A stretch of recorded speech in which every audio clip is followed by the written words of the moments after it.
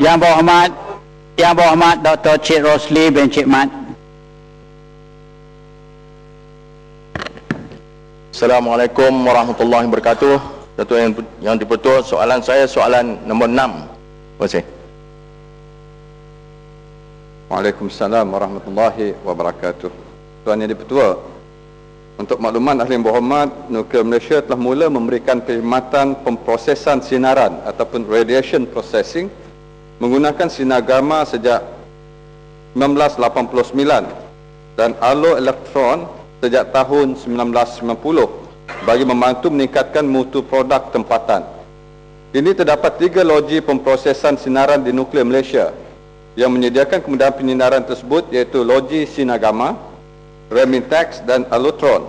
Ketiga-tiga kemudahan ini telah mendapat persinjalan ISO 9001.2000. Loji sinar gamma memberi perkhidmatan penyinaran menggunakan sinar gamma dari punca bahan radioaktif Cobalt 60 khusus kepada pensterilan, produk-produk perubatan dan bahan pembungkusan, dekontaminasi bahan makanan, herba dan makanan haiwan, kuarantina bahan-bahan pertanian dan bahan makanan dan juga tanah. Kemudahan ini mempunyai kemampuan maksimum 2 megacurie punca Cobalt 60, iaitu boleh mencapai 110 meter kubik sehari. Walau bagaimanapun, kapasiti sekarang hanya 0.5 megacurie dengan keupayaan 27 meter kubik sehari disebabkan kesusutan keradioaktifannya, iaitu dengan separuh hayat 5.3 tahun. Bahan-bahan yang telah disinarkan ini kebanyakannya akan dipasarkan untuk kegunaan di dalam dan luar negara seperti USA dan negara-negara Eropah. Untuk membolehkan produk-produk ini masuk ke pasaran Amerika Syarikat, kemudahan ini perlu mendapat pengiktirafan dari United States Food and Drug Authority dengan izin, dan untuk ke pasaran Eropah perlu mendapat pengiktirafan EN 46000 standard bagi negara-negara Eropah. Untuk makluman ahli-ahli yang berhormat, kemudahan loji sinar gamma ini telah mendapat pengiktirafan persijilan tersebut sejak 1992. Secara purata, setiap tahun sebanyak 80 kontainer bersaiz 40 kaki persegi yang mengandungi bahan-bahan perubatan dan bukan perubatan telah disinarkan. Sehingga kini kemudahan ini telah berjaya membantu meningkatkan mutu produk bekalan dan ekspor bagi 230 syarikat tempatan dan 2 negara pada setiap tahun. Di samping itu, kemudahan loji sinar gamma ini juga telah memproses produk perubatan dari Thailand dan Indonesia. Dengan ini dapat menambahkan aktiviti bisnes spin-off dengan izin seperti logistik, insurans serta penggunaan pelabuhan Kelang dan lapangan terbang antarabangsa Kuala Lumpur ataupun KLIA. Selain daripada itu, kemudahan loji ini juga digunakan oleh industri dari Singapura bagi memproses makanan seperti lada hitam dan lada putih. Yang keduanya, loji Remintex pula memberikan perkhidmatan pembakanan getah asli menggunakan sinar gamma yang dikenali sebagai latex paper vulkanan menggunakan sinaran gamma. Ia merupakan teknologi alternatif tanpa menggunakan kimia sulfur dan amonia. Dengan itu, produk yang dihasilkan adalah bebas dari bahan kimia dan juga bahan karsiogenik yang menyebabkan kanser. Ia digunakan untuk menghasilkan barang-barangan dari latex getah asli seperti sarung tangan, sarung jari, belun dan juga puting susu bayi. Loji ini merupakan loji yang ulung yang direka bentuk dan difabrikasikan hasil dari penyelidikan yang dijalankan di Nuklear Malaysia. Loji ini menggunakan sumber radioaktif Cobalt 60 dengan keupayaan maksimum 1 megacurie, iaitu bersamaan dengan kapasiti keupayaan 6,000 tan setahun. Loji ini juga digunakan untuk penyelidikan termasuk pengujian pengeluaran dan demonstrasi di skala separa komersial untuk industri kecil dan sederhana. Sejak penubuhannya, loji Remintex telah menghasilkan 419 metrik tan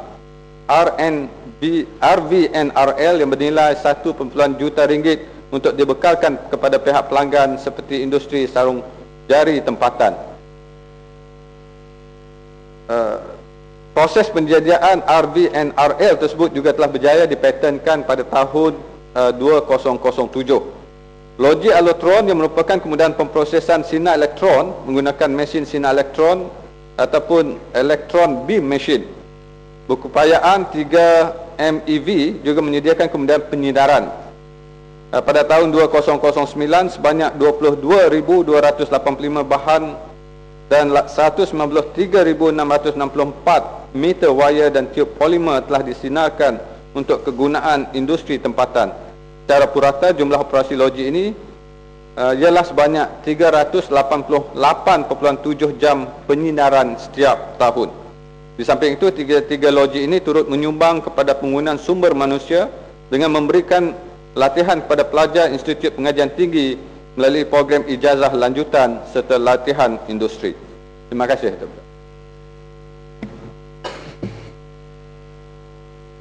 Ya, sila Yang Berhormat. Lulangan. Terima kasih Tuan Yang Bertuah dan terima kasih Yang Berhormat Perdana Menteri.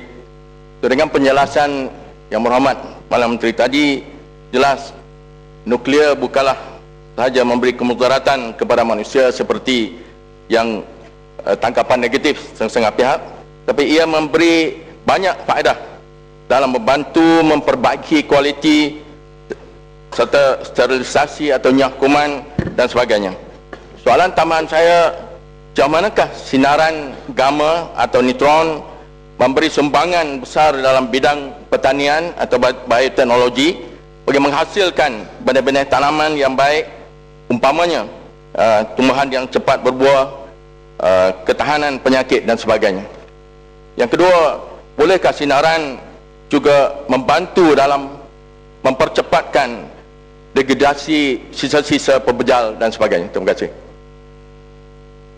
Terima kasih Yang Berhormat Ulu Langat, pakar nuklear kita, di atas gambaran. Sebenarnya Yang Berhormat Ulu Langat amat mengetahui dari segi bantuan teknologi nuklear dalam proses pemakanan ataupun agriculture. Dalam bidang agriculture untuk pembenihan misalnya, proses nuklear teknologi pun juga boleh membantu, terutamanya dalam daya tahan pembenihan dan juga mempercepatkan ataupun apa yang saya katakan tadi, dengan adanya sinar gamma, ianya dapat menyahkumankan ataupun menghapuskan bakteria dalam kandungan makanan, terutamanya kalau dalam bidang perikanan.